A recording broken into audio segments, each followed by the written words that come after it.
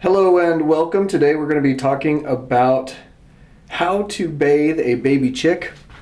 You only need a couple things, and as you can see here, we've got a sink. You're going to want to run the water before you bring your chick in. Make sure that the water will be warm, and you want to make it kind of a lukewarm, a little bit warmer than that. They need to stay plenty warm. Use ivory soap, works just fine. I've got a tiny chip left here, but that's going to be plenty. You don't need very much soap. And a nice dry rag for when you're ready to take the baby out. You need something to clean your sink with afterwards. Before and after is usually best. And the last thing you're going to need is a blow dryer if you'd like to speed up that drying process, which tends to be absolutely no trouble. Okay, so the first thing we're going to do is get that water ready. You want to make sure that it's not going to be too hot and not too cool.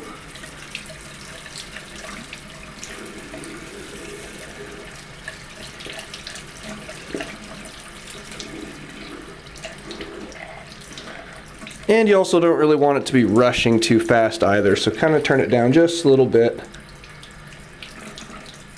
And once it's nice and warm, then you know you'll be ready for your chick. Okay, that looks good. We've got the warm water all running in. I'm going to shut that off for just a moment and we'll go get our baby chick. Now, there's a lot of different reasons to bathe baby chicks, and the reason we're going to be bathing this one is because he has pasty butt. It's very, very important to clean that off. So be right back with the chick. Okay, we just got back with our baby chick. Making sure the water is the right temperature. Looks good. And I like to go ahead and plug it. Here's your little baby chick. It's a Bantam. And Bantams are supposedly fairly prone to getting pasty butt. And so it's important to keep their little rear ends clean. You can see here that we got a little bit of dried poop on there. You want to keep that clean. That way their vent is able to evacuate when necessary. So, and we're just going to kind of stick him under the stream of water, make him feel secure so he doesn't get too scared. But you want to bathe him and clean that off. And then there's some things that you can do to to make sure that pasty butt goes away as quickly as possible. One thing that they say to do, I've read online, is to give the chicks a little bit of yogurt, especially if they don't have a mother hen like this one doesn't. We don't have a hen with these particular chicks. And that's where they get most of their bacteria from, apparently, is from their mother. And if they don't have that, then they need a way to get good bacteria in their system, and yogurt is actually a decent way to do it. Works for us, works for them. So you can see we're just going to kind of soak in them here for just a little bit. You can rub the feathers until they're nice and wet. And it's okay to flip them on their back. In fact, they don't feel any less secure on their back, really. It takes them just a second to get used to it, but you can see that most of the time they're just going to keep their little eyes closed. And you just soak their little rear end. No problem. Careful, buddy. It's a cute little bugger.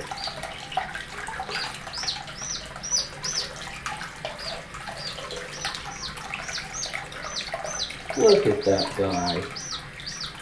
Oh yeah, nice warm water. And if you hold them fairly firmly, they usually will settle down fairly quickly, especially when there's extra warm water around. You can see that he actually kind of enjoys it.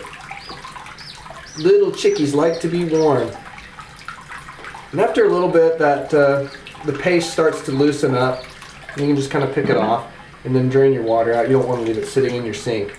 But again, I mean, you want to make sure and clean up after this, so that's why we've got our Clorox and such. So, and if their feathers are dirty, that's what the soap is for. You can use just a little bit of ivory soap. There's some other things that you can use. I'm not sure what they are, but they're easy to find online. Just look up how to bathe a chick, and there's a lot of guides.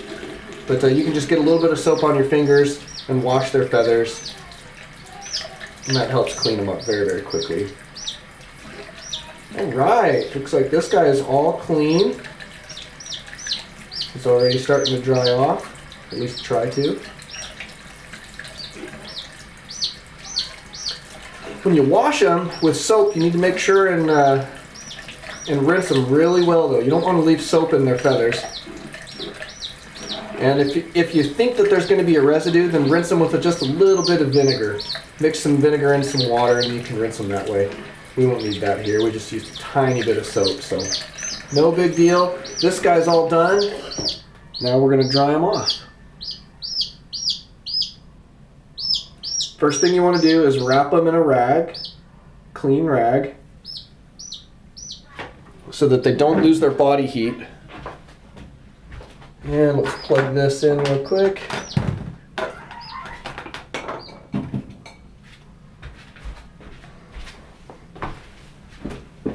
Okay, I'll dry them, or dry this little chick, and you guys can enjoy some music while he gets dried up.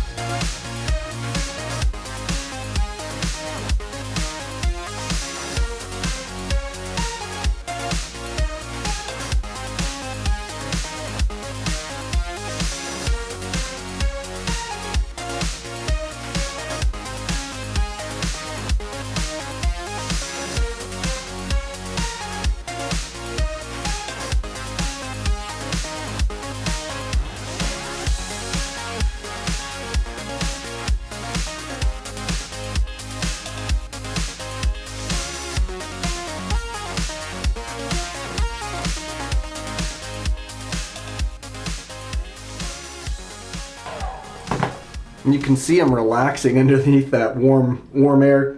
Do make sure to use warm air. Don't blow dry them with cold air. That would reduce their body temperature. So make sure that you're using the warm. You probably don't want to use the hottest setting. And you can kind of tell. I'm used to doing it because I've done it several times now. But you just test it out on your skin, and you'll kind of know what temperature you're looking for. And don't hold it too close to them because you don't want to overheat them either. But all clean, all dry, and this guy's ready to go back into the brooder. So look at that, he settled right down. Oh, he's nice and happy and clean. All right guys, thanks for watching, and we'll see you guys next time.